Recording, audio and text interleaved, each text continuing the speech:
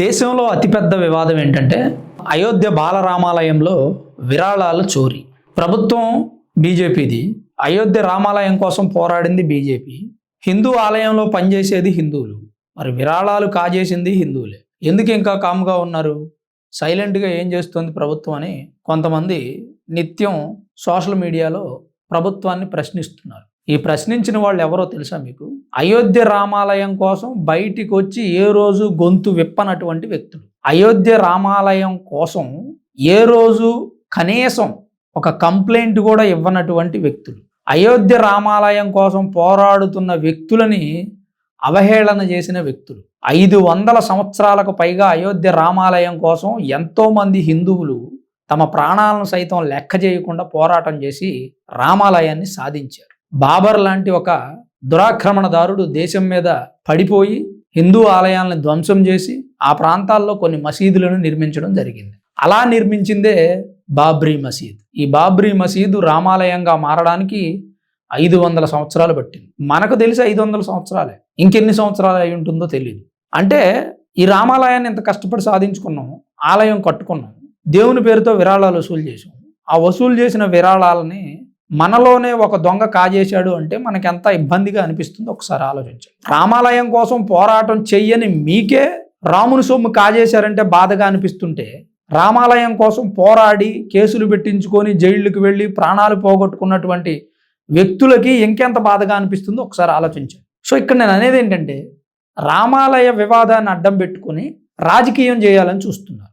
రామాలయంలో విరాళాలు చోరీ చేసినటువంటి ఒక వ్యక్తి అఖిలేష్ యాదవ్తో ఫోన్ కాల్స్ మాట్లాడాడంట. ఆ ఇన్ఫర్మేషన్ కూడా తీస్తున్నారు. ఎవరున్నారు దీని వెనక ఒకసారి ఆలోచించండి. సరే, ఇప్పుడు ప్రశ్నిస్తున్న వ్యక్తులు, రామాలయ నిర్మాణంలో మీ కాంట్రిబ్యూషన్ ఏంటి, మీరు ఎంతవరకు రామాలయం కోసం మాట్లాడారు, ఇక ఆ విషయం పక్కన పెడదాం. ఇప్పుడు తెలుగు స్టేట్స్లో మరో జాడ్యం పుట్టుకొచ్చింది. అదేంటో తెలుసా? ఒకవైపు రామాలయంలో కోట్ల రూపాయల విరాళాలు చోరీ చేస్తుంటే ప్రభుత్వం ఆ విషయాన్ని వదిలేసి రావణ్ మీద పడిపోయిందంట. ప్రశ్న రావణ్ మీద. ఈ మాట ఎవరు అన్నారంటే రావణ్ సపోర్టర్స్. తులసి చంద్ గారు ఒక పెద్ద విడుదల చేశారు. రావణ్ ముఖ్యమా, రాముడు ముఖ్యమా అంట. మాకు రాముడే ముఖ్యం. అట్లని రావణ్ని వదిలేస్తాం. ఆలోచించండి ప్రాక్టికల్గా. రాముడు మా దైవం, రావణ్ మా శత్రువు. ఇక్కడ ఆమె మాట్లాడుతుంది రావణుల గురించి కాదు. రాక్షసుడు రావణుడు, దేవుడు శ్రీరాముడు, వారి గురించి కాదు ఆమె చెప్పేది. అయోధ్య రామాలయంలో విరాళాలు పోతే దాని విషయం ప్రభుత్వం మాట్లాడకుండా యూట్యూబర్ ప్రశ్న రావణ్ మీద దృష్టి పెట్టారు అంటుంది. అయోధ్య రామాలయం గురించి కూడా అవహేళన చేశారండి. మా రాములు వారిని అవహేళన చేసిందే ప్రశ్న రావణ్. మరి అతన్ని ఎలా వదిలేయాలండి?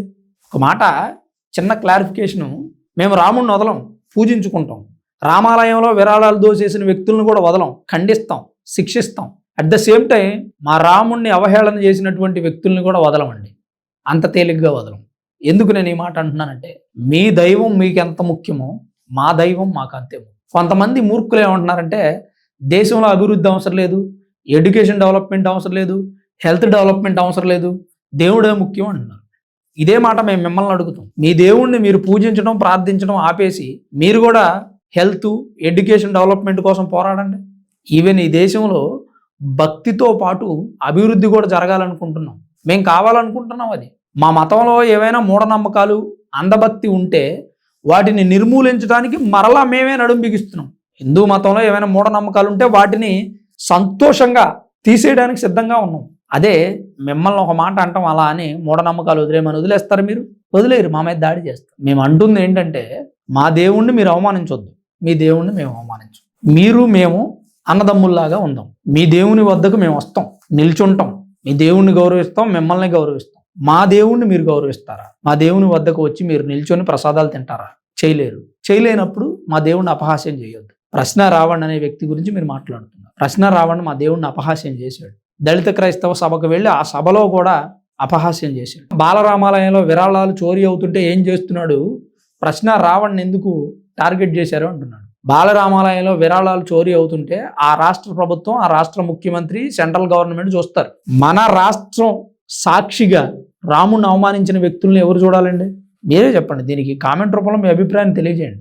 ఆంధ్రప్రదేశ్ సాక్షిగా రాముని అవమానించిన వ్యక్తికి ఎవరు సమాధానం చెప్పాలి? ఇప్పుడు ప్రశ్న రావణ్ పైన దేశద్రోహం కేసు పెట్టారు. అతని ఫోన్లో చాలా అశ్లీలకరమైనటువంటి వీడియోలు ఉన్నాయంట. అమ్మాయిల్ని హెరాస్ చేస్తున్నాడు ఆ వీడియోలతో అని కూడా అంటున్నారు. అది ఎంత నిజమో మనకు తెలియదు. మెయిన్ స్ట్రీమ్ మీడియాలో కూడా ఈ వార్త వస్తుంది. నేను చెప్పడం కాదు, మీరు కూడా చూసుకోండి. నేను చెప్తే హేట్ రేట్ స్పీచ్ అంటారు. కాదు, నేను నిజాలు చెప్తాను. అలానే అతని ఫోన్లో అతనికి ఫండింగ్ ఇచ్చేటువంటి సంస్థలు, అతని వెనకుండి నడిపించేటువంటి వ్యక్తుల వివరాలు కూడా ఉన్నాయి.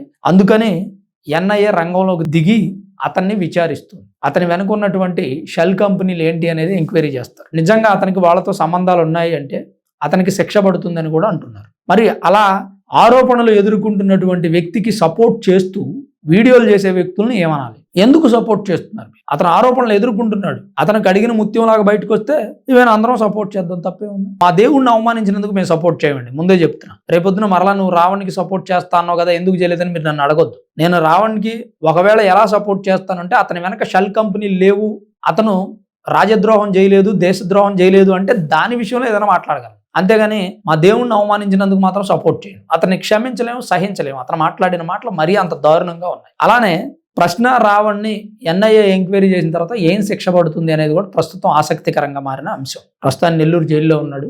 అలాగే ఆ సభలో ఇంకా అసభ్యకరంగా మాట్లాడిన వ్యక్తులందరి మీద కూడా కేసులు నమోదయ్యాయి. సో ఇక్కడ ప్రశ్న రావణ్ విషయం గురించి మనం ఇంకాస్త డీప్గా మాట్లాడుకోవాలి అంటే అతను మాట్లాడిన తప్పుడు మాటలకి అతని మీద కేసులు నమోదయ్యాయి.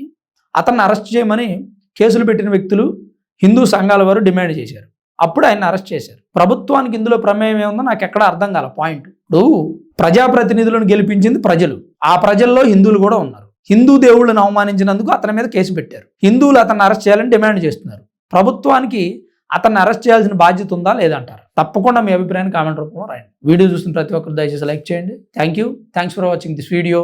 This is Ram signing off Sunraj studios.